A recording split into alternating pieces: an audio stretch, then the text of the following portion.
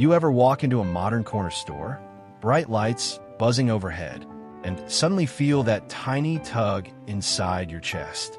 That whisper reminding you how different things used to be? Back in 1950s, those stores looked and felt completely different. No vapes, no glowing fridges, no endless flavors.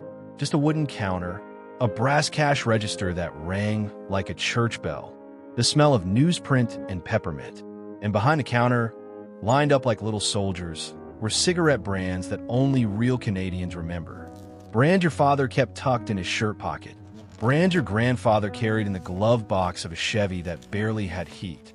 Brands your neighbor smoked on his creaky front porch every summer evening, waving at every kid who rode by. Those brands didn't just disappear from shelves. They vanished from a whole world that slowly faded with them. Tonight, we're stepping back into wood-paneled kitchens, neon diner lights, two-lane highways, ice-cold mornings, warm Saturday nights. We're revisiting 10 cigarette brands that disappeared forever, but left behind some of the strongest memories of mid-century Canada. If you grew up here in those days, some of these names are about to feel like a warm hand reaching back from the past. Number 1. Sweet Caporal. Let's begin with the one every Canadian over 70 can still picture without even trying. Sweet Caporal. That red and white pack wasn't just a design. It was an entire era folded into cardboard. You saw it everywhere. In your father's shirt pocket when he came home late from the mill, coat smelling of iron and cold air. On the counter at Murphy's General Store, the cellophane glinting under a flickering fluorescent bulb. In the hands of men gathered outside the church after Sunday service, breath mixing with cigarette smoke in the winter cold. Sweet Caps weren't fancy. They weren't filtered. They didn't pretend to be anything other than what they were. Honest, rough-edged, familiar. Soldiers smoked them in the trenches. Factory workers on break. Farmers leaning on a fence post after a long morning. Your grandfather probably had one behind his ear in half the black and white photos in your family album. And that's what made Sweet Caps unforgettable. Not the tobacco, but the Canadians who smoked them. If you can still picture that red and white pack, or remember the sharp smell of a match your dad struck on the heel of his boot, then you remember a Canada built by hands that never stopped working. Number 2, Winchester. Winchester wasn't a cigarette. It was a statement. That deep maroon package with the gold lettering looked like it belonged in the inside pocket of a wool overcoat. If Sweet Caps were for the working man, Winchester was for the man who ironed his shirts and checked his reflection before leaving the house. You'd see Winchester in the hands of men who walked fast, talked slow, and always seemed to have somewhere important to be. Your uncle, the fancy one, the one who worked at the bank, probably smoked them. He'd offer you one on your 18th birthday, like he was passing down a family secret. These cigarettes lived on the top shelf behind the counter, literally and symbolically. When someone asked for Winchester, the shopkeeper's eyebrows would lift just a little. If you remember the quiet confidence of that dark maroon pack, you remember a Canada where class didn't need to be spoken. It showed up in the kind of cigarette someone pulled from their pocket. Number 3, Turret. Turret cigarettes had a certain kind of brightness to them, not just in the geometric packaging, but in the feeling they carried. They were one of the first filtered cigarettes in Canada, arriving right when whispers about health began slipping through living room conversations.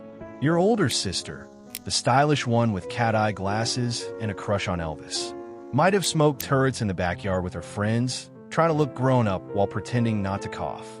Turret belonged to basements where record players thumped out Buddy Holly, to office lunch breaks where secretaries gathered behind the building, to girls who wanted a cigarette that didn't stain lipstick and boys who wanted to impress them.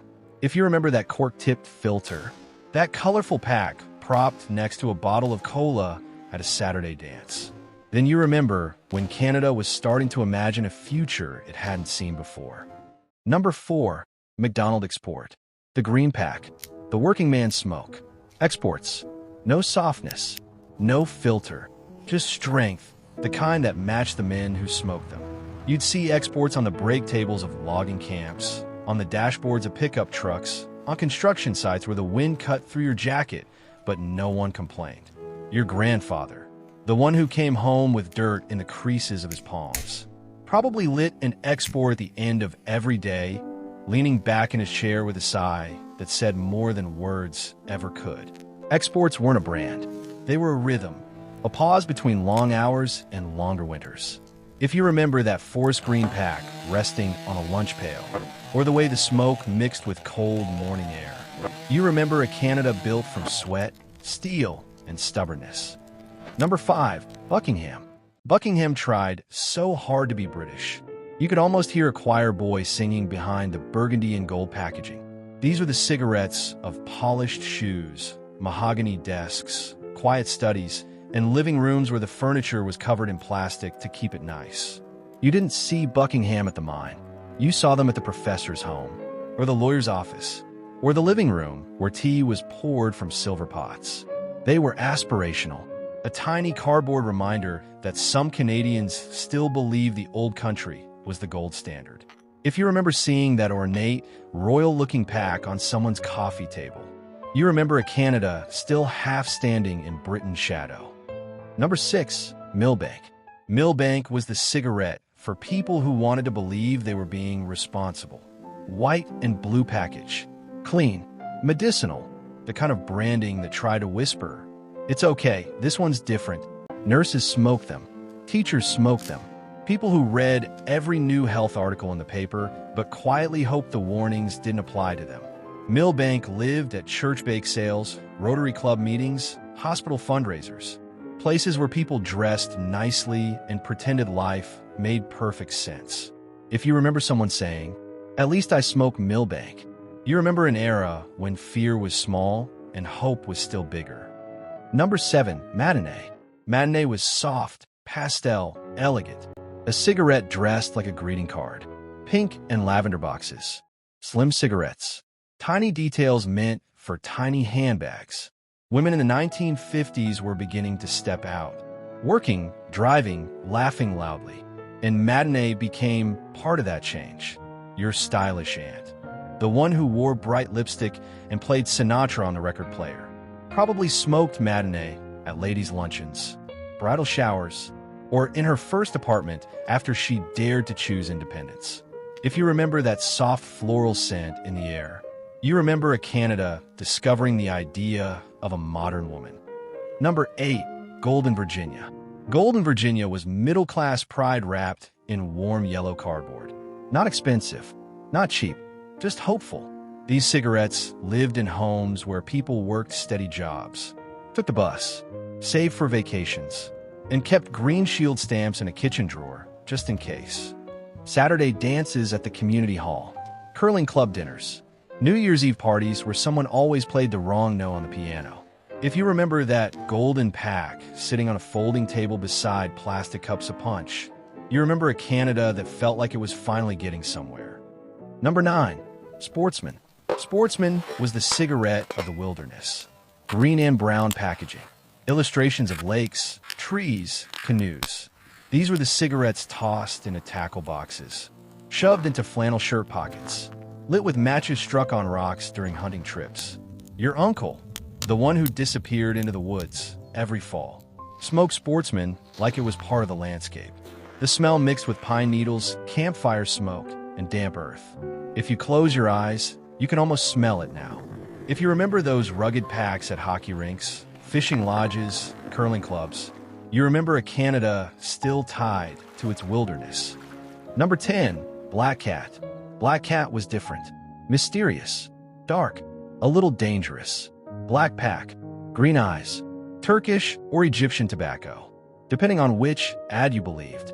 These were the cigarettes of jazz clubs, poets, beatniks, and university kids with paint under their nails and big dreams in their pockets.